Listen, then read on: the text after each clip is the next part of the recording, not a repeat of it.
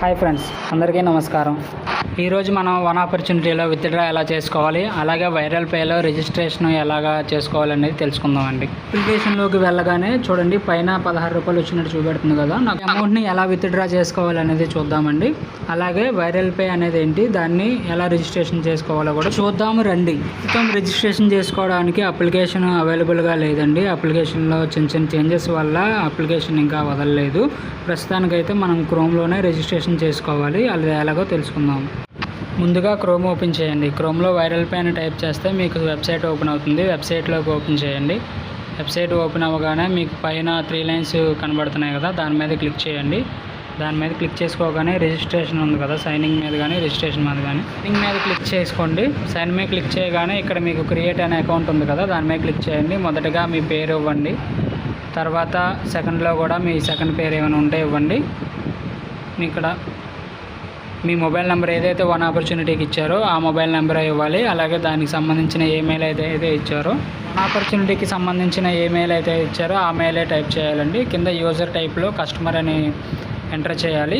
కస్టమర్ని క్లిక్ చేసిన తర్వాత కింద మన సిటీ మీద మీ ఊరు ఎంటర్ చేయండి. తర్వాత స్టేట్ అడుగుతుంది, మన ఏపీ కాబట్టి ఆంధ్రప్రదేశ్ అని ఎంటర్ చేయండి. ఎంటర్ అయిన తర్వాత కింద డిస్టిక్, మీరు ఏదైతే డిస్టిక్లో ఉన్నారో అది, తర్వాత పిన్ కోడ్, మీ ఏరియా పిన్ కోడ్ ఎంటర్ చేయండి. తర్వాత కింద నా రిఫరల్ కోడ్ ఇచ్చాను, ఆ రిఫరల్ కోడ్ ఎంటర్ చేసి క్రియేట్ అకౌంట్ కొట్టండి. అకౌంట్ తర్వాత ఇక్కడ మీకు 4 అంకెల పిన్ ఓటీపీ వస్తుంది. మీ మొబైల్ నెంబర్ ఎంటర్ చేయండి. మీ మొబైల్ నెంబర్కి కానీ మీ మెయిల్ ఐడికి కానీ 6 నెంబర్లు కానీ 4 నెంబర్ల పిన్ వస్తుంది. ఆ పిన్ అనేది అక్కడ ఎంటర్ చేయాలి. ఎంటర్ చేసిన తర్వాత సైనింగ్ మీద క్లిక్ చేయండి. ఇప్పుడు మనం 2 రకాల పిన్నులు పెట్టుకోవాలండి. ఒకటి లాగిన్ ఐడికి పిన్ పెట్టుకున్నాము, మీరు 4 అంకెలది. తర్వాత ట్రాన్సాక్షన్ పిన్, అంటే ఇది మనం రీఛార్జ్ చేసుకునేటప్పుడు యూపీఐ పిన్ లాగా ఎంటర్ చేసుకోవడానికి పనిచేస్తుంది. ఇది చేసిన తర్వాత సేవ్ పిన్స్ కొట్టండి.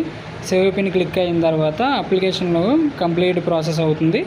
ఇప్పుడు మనకు అనేది వెబ్సైట్లో ఫుల్గా ఓపెన్ అవుతుంది. చూడండి, ఓపెన్ అయింది. మనం ఇప్పుడు ప్రజెంట్ ఓపెన్ చేసాం కాబట్టి దీంట్లో బ్యాలెన్స్ ఏమీ లేదు.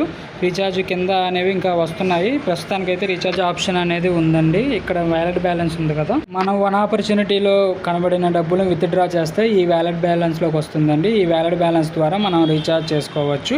అలాగే తెలంగాణలో కరెంటు బిల్లులు కూడా అవుతున్నాయండి, గ్యాస్ బండ్లు కూడా అవుతున్నాయండి. అలాగే ఫాస్టాగ్, డిటిహెచ్ సర్వీస్ కూడా అవైలబుల్గా ఉంది. ఫ్యూచర్లో అప్లికేషన్ కంప్లీట్ అయిన తర్వాత కింద చూపెట్టినట్టు అమెజాన్, యూబర్, ఫ్లిప్కార్ట్ సర్వీస్ కూడా అవైలబుల్గా వస్తాయి. వైరల్ పే రిజిస్ట్రేషన్ ఎలా చేసుకోవాలో తెలుసుకున్నాం కదా.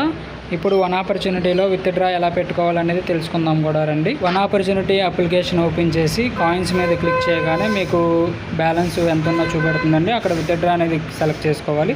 విత్డ్రా సెలెక్ట్ చేసిన తర్వాత కింద కన్ఫర్మ్ అని అడుగుతుంది, కన్ఫర్మ్ చేయండి. ఇప్పుడు మీరు వైరల్ పే ఇచ్చిన నెంబర్లోకి ఒక రోజులో కల్లా మీకు డబ్బులు యాడ్ అవుతాయి. ఇక్కడ చూడండి, ఇక్కడ 1600 చూపెడుతుంది కదా.